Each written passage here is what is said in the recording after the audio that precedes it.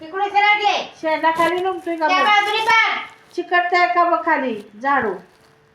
तेच मग अशी सांगितलं तर ऐकलं असतं आता लागलं असतं का लोटायला. हा